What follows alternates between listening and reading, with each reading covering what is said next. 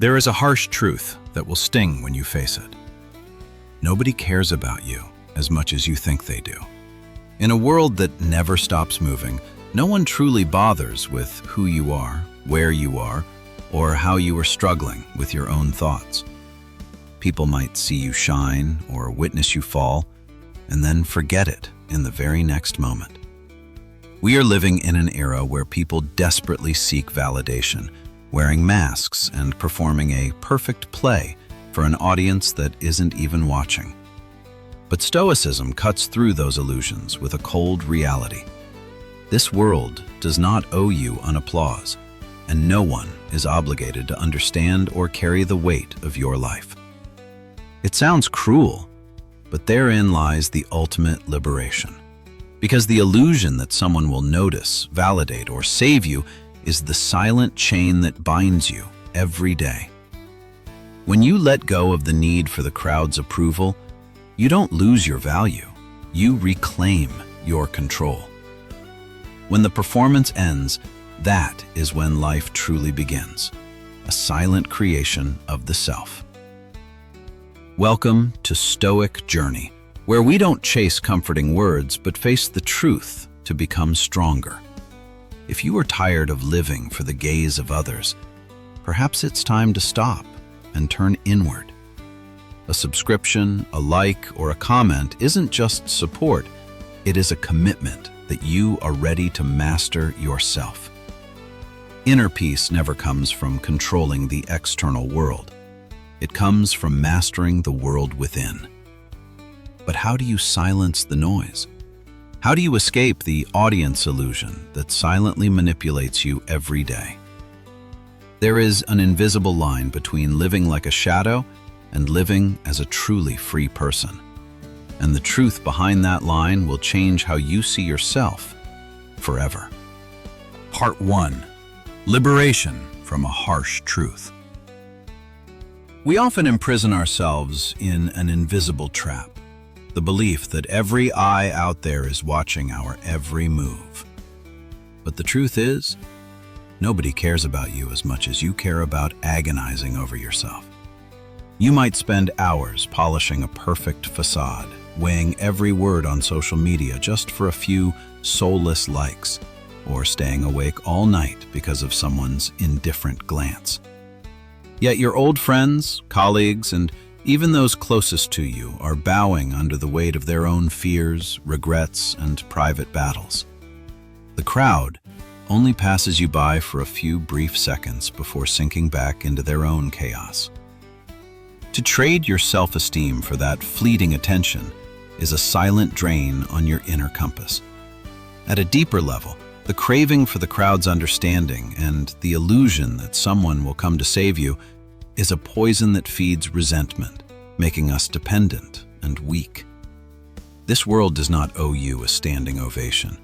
It does not owe you fairness, and certainly no one is obligated to carry your ambitions or your wounds.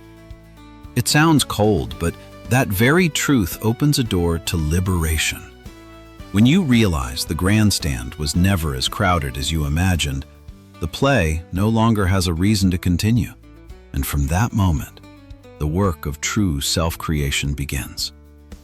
Instead of living under the appraisal of others, Stoicism forces you back to a single standard, the judgment of your own reason.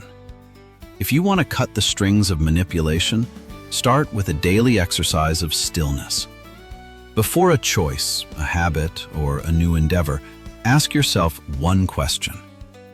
If not a single soul on earth knew what I was about to do, would I still want to do it? The answer, echoing from within, will strip away every mask and return you to the truth of what is actually driving your life. Because the absence of applause does not mean an absence of meaning.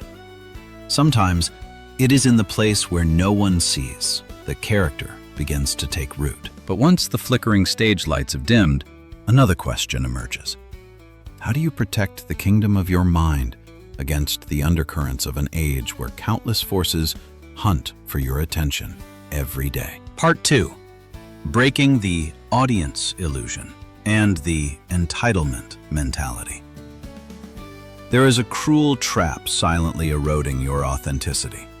The illusion that an invisible audience is always watching, judging, and determining your value. Because of this, you hesitate before every decision, measure every word, and live as if every action only gains meaning through someone else's recognition. But the reality is that most of the gazes you fear were never there for long. Others might notice for a moment, judge for a moment, and then immediately return to their own preoccupations. What imprisons you is never the actual crowd, but the imaginary courtroom session playing non-stop in your own mind. Once accustomed to living under that imaginary gaze, it is easy to develop something even more dangerous: an entitlement mentality. You begin to believe that if you have tried, life must reward you. If you are hurt, others must understand. If you are sincere, the world must respond with fairness. But life does not operate according to your private emotional contract. It does not owe you validation, it does not owe you a pleasant outcome, and it certainly does not owe you the privilege of avoiding disappointment. This false expectation turns a small indifference into a deep wound, and a common obstacle into a betrayal by fate. As long as you wait for life to treat you the way you want, you are still handing your power over to your circumstances. Liberation only begins when you are brave enough to tell yourself a cold but powerful sentence. No one owes me anything. Therefore, I must build everything myself. Try writing down 3 things you still silently demand from life, from others, or from that invisible crowd. Then, cross them out. Not to become bitter, but to become free. From that moment, you will stop begging for validation and start forging inner strength. Instead of demanding fate to be gentler, you make yourself stronger. When you no longer live to manipulate the gaze of others, you reclaim a massive source of energy to build your true identity. Yet even when you have torn down the audience illusion and rejected the entitlement mentality, you are not yet fully out of the woods. There is still another gate that the modern world uses to invade you every day: attention. And if you cannot protect it, the kingdom of your inner self will continue to be occupied from within. Part 3. Reclaiming autonomy in a noisy world. The only kingdom that truly belongs to you is not your bank account, your titles, or the recognition of others. It is your own mind.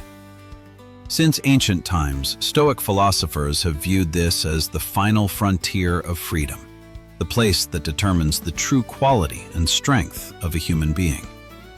Yet, the tragedy of our era is that we protect the phones in our hands more carefully than we protect what we allow to enter our heads. Every morning, instead of centering themselves, many immediately throw open their doors to social media, sensational news, collective outrage, and the world's anxieties. We meticulously groom our external image, but are far too reckless with our internal order, as if our minds were a public space where anyone is free to wander in and out. Marcus Aurelius once reminded us with a brief but piercing thought: you have power over your mind, not outside events. Realize this, and you will find strength. Just look at your daily life, and you will see how easily you surrender your autonomy. A spiteful comment, an unkind look, or a piece of negative news is enough to hijack your peace and derail your emotions for hours. This is a very modern form of slavery, when your nervous system is pulled by the strings of external circumstances, reacting constantly but rarely ever in command. You cannot stop the world from creating chaos, but you can refuse to let it govern your inner life. To reclaim that power, you don't need to leave the world. you need to reestablish internal discipline in the midst of it. Start your day with 10 minutes of absolute stillness. No screens, no sounds, no interruptions. Sit with your mind like a vigilant gatekeeper, observing which thoughts are building a foundation of character and which are silently sowing seeds of fear and insecurity. Self-mastery does not begin by controlling the world, but by identifying, filtering, and disenfranchising the toxic voices within. You are not at fault for the chaos the world throws at you, but you are responsible for how you receive and respond to it. As inner order is gradually established, external noise will no longer invade you as easily as before. But on this journey to reclaim the kingdom of the mind, there is a price that not everyone is brave enough to pay. Because steadfastness never grows in places crowded with noise. To truly carve out your character, you must step away from the addiction to clamor and learn to stand firm in a silence that most people fear. And it is within that silence that a different kind of power begins to take shape. Part 4. Self-discipline and the honoring of solitude. Humans often flee from solitude as if it were something abnormal. We readily dive into meaningless entertainment and mindlessly scroll through the lives of others on social media just to avoid sitting still with ourselves. But the Stoics saw a different truth. True maturity is rarely born in noisy places. The summit is never a crowded spot. When you begin to focus on yourself, refusing the dramas of gossip and losing interest in showy competitions, the crowd may call you strange, cold, or even selfish. But often, it is not selfishness. It is a necessary form of self-preservation. In a world where attention is a precious asset, squandering it on trivialities is how people bankrupt their inner lives. You cannot grow stronger just by watching others train. Likewise, drowning in the successful images of others will not help you build your own life. True growth often happens in silence, quietly, and persistently, like roots digging deep into the earth before anyone sees a canopy reach for the sky. Epictetus once said, "If you want to improve, be content to be thought foolish and stupid."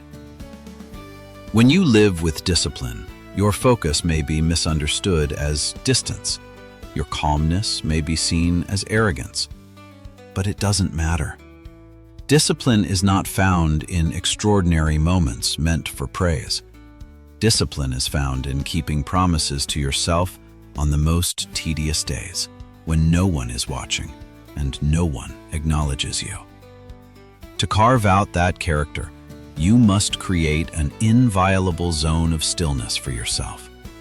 Each week, set aside a fixed block of time, or at least an hour a day, to cut yourself off completely from devices, notifications, and unnecessary noise. No responding, no receiving, no further consumption. Just you and the questions honest enough to force you to look directly. Are you steadier today than yesterday? Or are you still living by momentum? Are you moving toward what is meaningful, or are you just being pulled along by habit and distraction? That silence is not a punishment. It is where you recalibrate your values, sharpen your will, and learn to stand firm without a single hand clap from the outside. When you forge discipline in those quiet shadows, a silent transformation begins. You no longer crave attention as before, nor are you easily swayed or nodding just to be accepted. But that is not yet the final test. Because the value of discipline is not found when things are calm, but at the moment an unexpected event strikes. An insult stabs at your pride, or an adversity forces your true self to be revealed. And the question then will be, will the steadfastness you forged in silence be strong enough to withstand the sudden blow of emotion? Part 5. The power of response and silence. Every discipline you laboriously build will remain fragile if you continue to live like a fuse just waiting to be lit.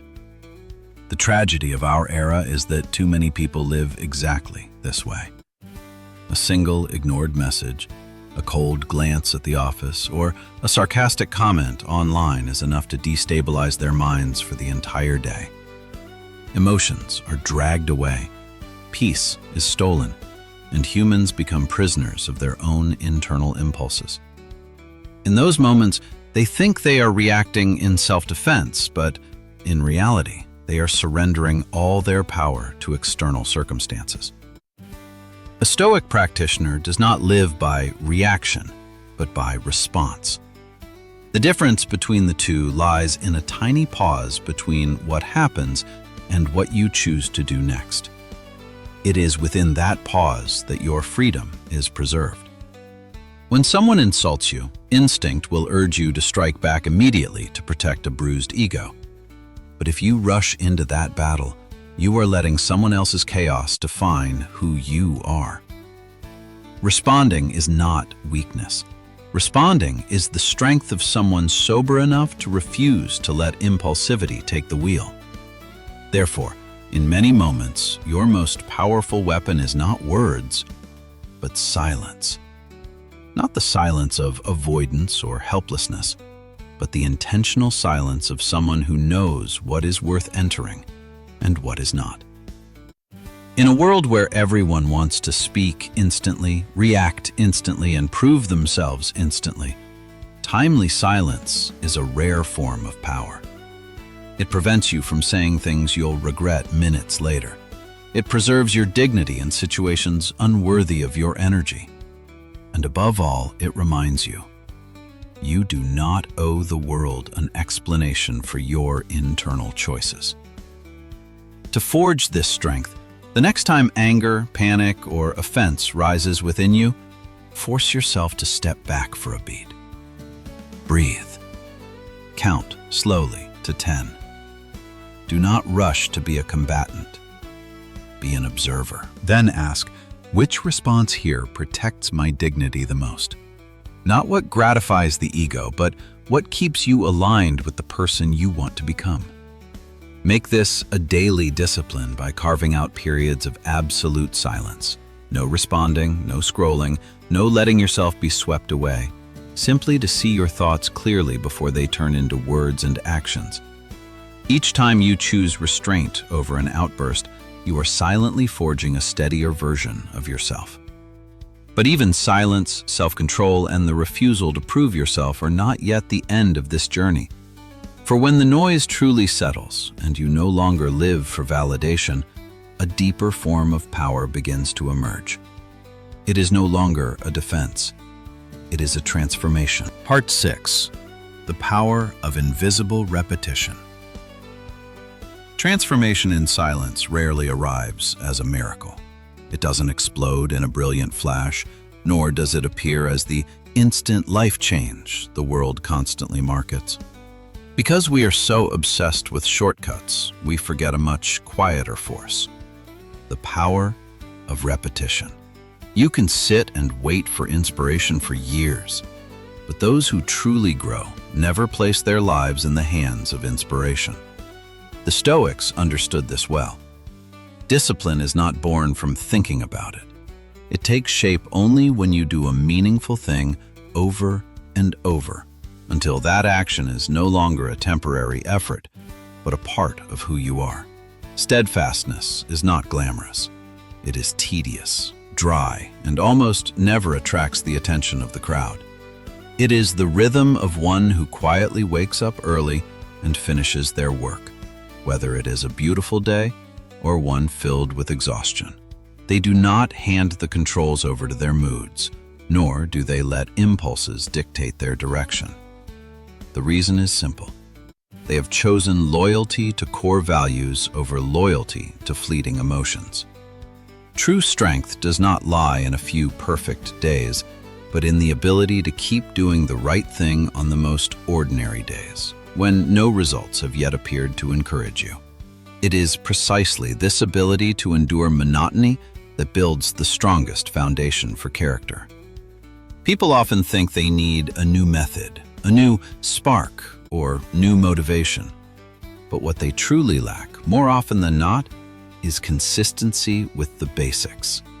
When you choose to perform a small action every day to strengthen your inner self, you aren't just completing a habit.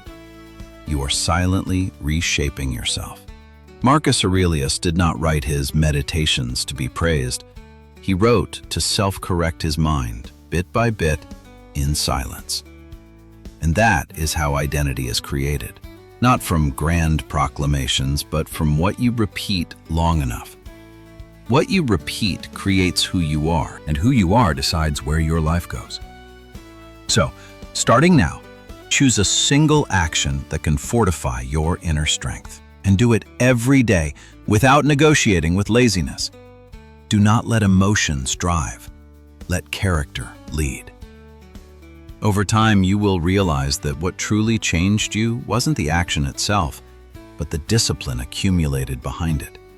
And when that tempering goes deep enough, when you no longer need to display your efforts for anyone to see, a final door will open, a place where all noise subsides, and the most mature part of you begins to speak. Part 7.